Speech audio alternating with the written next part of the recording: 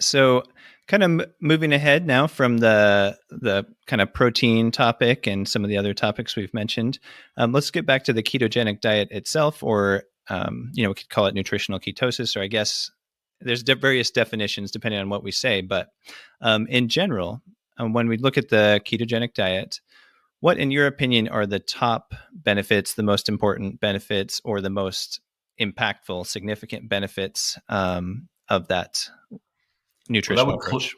Go ahead. clearly depend on the person, on the individual. So as we discussed earlier, for some people, it's critical. For some people, it has to do with seizure control. For other people, it has to do with cognitive performance.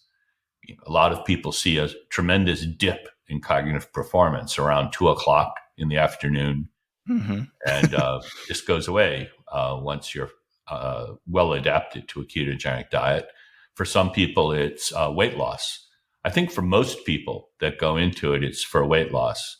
And there is benefit to losing weight through the ketogenic diet as opposed to strictly calorie restriction. You tend to lose muscle either way when you lose weight. If you lose significant weight, you will lose some muscle, but you lose less while doing a ketogenic diet than you would if you were losing weight otherwise.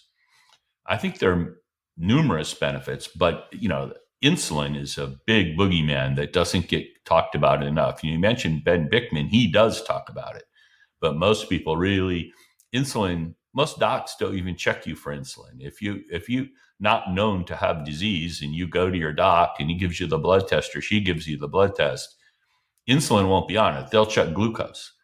Insulin is way more telling. If your glucose level is 80, you don't know if it's 80 because you're producing insulin like crazy because you're insulin resistant, or if it's 80 because you're healthy. So Bickman is, in my view, entirely right about that, as are others. If you know someone's inflammation level, insulin level, and body composition, you know quite a bit. Yeah, so that's a good point. There's kind of an array of different benefits, and so it depends on the person, like which one matters the most. And I guess looking at society at large, you were talking about insulin. We know that there is an epidemic of insulin resistance. In fact, I've heard it estimated up to about 88% of adults in the United States might have insulin resistance, basically. And so that includes, type 2 diabetes, that includes prediabetes, and maybe some other people that don't quite qualify for those monikers. But what is your kind of take on what kind of impact can a ketogenic diet have on this diabesity epidemic?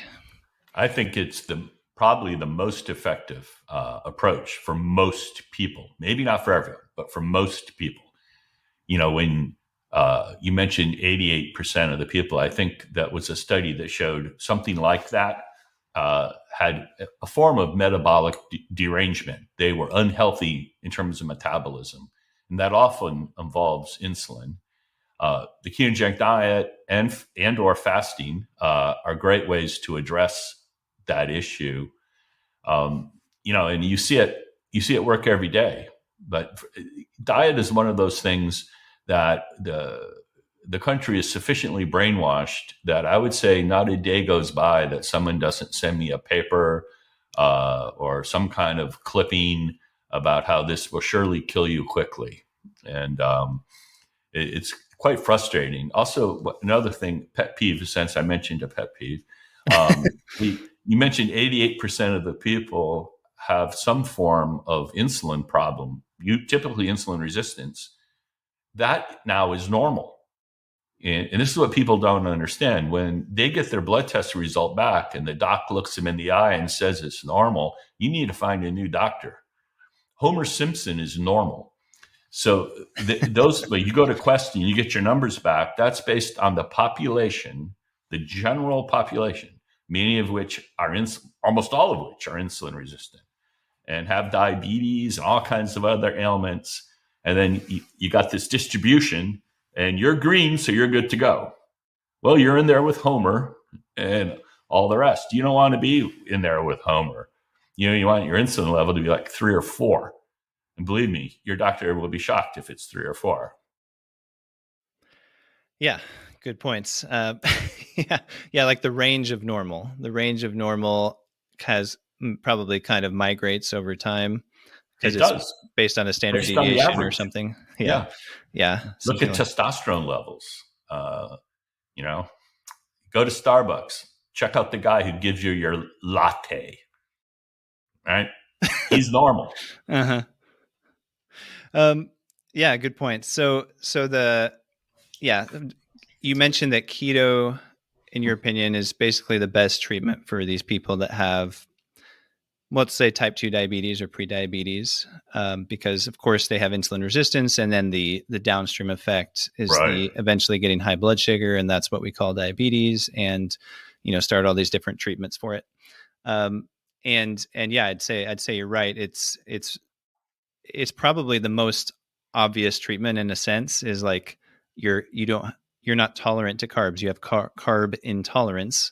So let's take away the carbs, at least Mhm. temporarily, so you can kind of get that Right. under control, get your body working better, and that sort of Generally, thing. physicians don't want to suggest that. And I'm not knocking physicians. I understand it, because they've got a short period of time with you. Hmm. On the average, you're in there a very brief time. If it's paid for by insurance, you have a short visit.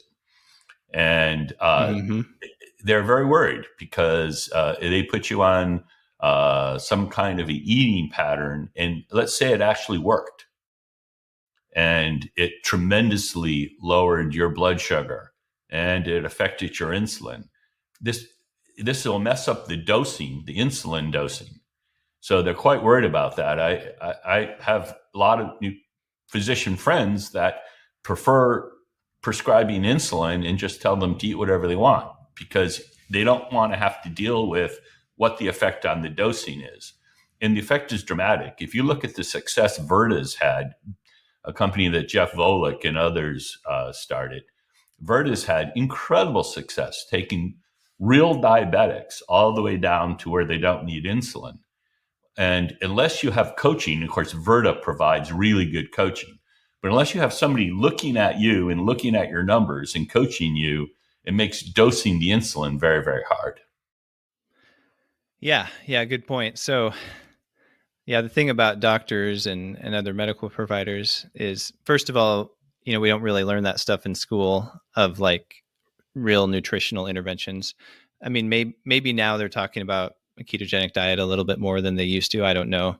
But yeah, and then when you have a patient visit, you have 10 or 15 minutes Not basically, long. including the time that you're going to spend like documenting on the computer, things like Mhm. that. If you're talking about, primary care, family practice, that Right. sort of thing. And so some of the doctors end up learning about keto enough that they realize how powerful it can be for their diabetic patients, and often that's through personal experience where they like lost a bunch of weight and now they're Yep. converted, quote unquote. But yeah, like most of them, you're right. Like anytime you change the way you're eating, you're going to have to change insulin in particular, the doses, and kind of taper off of it. And so that requires some care and some frequent consultations and things to kind of make sure that it works out right. And I listened to your recent interview with Dr. Volek, and it's pretty amazing, actually, that like is pretty accessible and talked about a whole bunch of different benefits of keto. So for any listeners that want to dive into some of the ones that we're not going to talk about today, that would be a good thing to check out as well.